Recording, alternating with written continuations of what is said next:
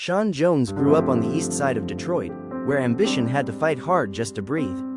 The factories were quiet, the schools were tired, and most people learned early not to expect much, but Sean had a different plan, that his life wasn't meant to stay in one place. Realizing that dreams don't move unless you move with them, like many other young Detroiters, he left Detroit in 2012 and headed to California to pursue his dreams of working in the film industry.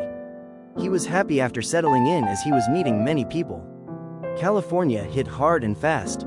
The sun was bright, the rent was brutal, and the competition was relentless. For a few years, Sean lived inside that grind, much like everyone else that moves to sunny LA for the entertainment industry.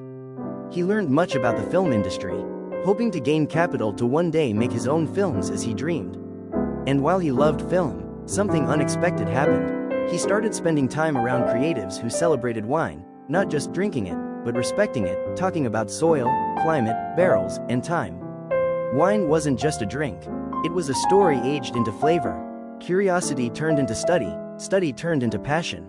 Sean visited vineyards as much as he could when his day job allowed, asked endless questions, learned how grapes could carry history and how patience could turn something simple into something powerful. He realized wine, like film, was about storytelling, just told through taste instead of light. But one thought kept pulling at him. There is not many black winemakers or wine companies at all, especially in Detroit. Not to mention the thought of a black-owned alcohol distribution company. Detroit doesn't get to own many of these stories. He looked back at his city, at the lack of representation, ownership, and opportunity in the wine and spirits industry. He saw how rarely African American-owned distributor companies, if any, controlled the pipeline, and he knew his journey wasn't supposed to end in California, eager to get into business. In 2018, Sean returned to Detroit because financially it was a lot cheaper to get into business in Detroit. While back in Detroit, Sean temporarily kept his day job as his source of funds and more needed investment capital.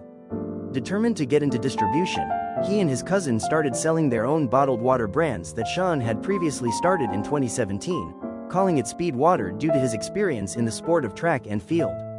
By 2019, Sean had applied for a state liquor license, secured warehousing, and lots of faith everything would pan out. Already aware of the competitive alcohol market in Detroit that has been mostly dominated for decades by white American family-owned businesses, Sean knew that it'd be tough trying to secure a state liquor license in Michigan.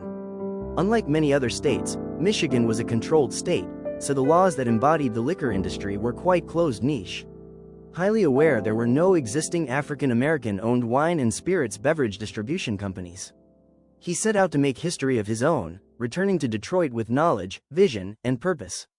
He opened a black-owned wine and spirits distribution company called Speed Beverage with one goal: to build ownership where there had only been access. To connect local businesses with quality wine and spirits. Upon getting issued a state liquor license, this is where things got really tough. He had smaller, less popular brands but no retail accounts. Nobody had never even heard of Speed Beverage Company. The doors were heavy, accounts were hard to secure. Trust was even harder to build. But after a few months of having a liquor license, he got his breakthrough when a grocery store located in downtown Detroit on Jefferson Avenue called Indian Village Market took a liking to Sean's determination to secure business. They purchased several cases of wine from his distribution company. He started to build relationships. He told his story, and slowly Detroit listened. The retail accounts started to grow as well as the company portfolio of brands. He didn't just grow in profit, but in impact. As for now, we'll keep watching Speed Beverage Company to see how big they'll continue to grow. Maybe one day we'll catch Sean standing inside his warehouse, surrounded by bottles from around the world, because he understood something most people never do, and that's he didn't escape Detroit. He expanded it,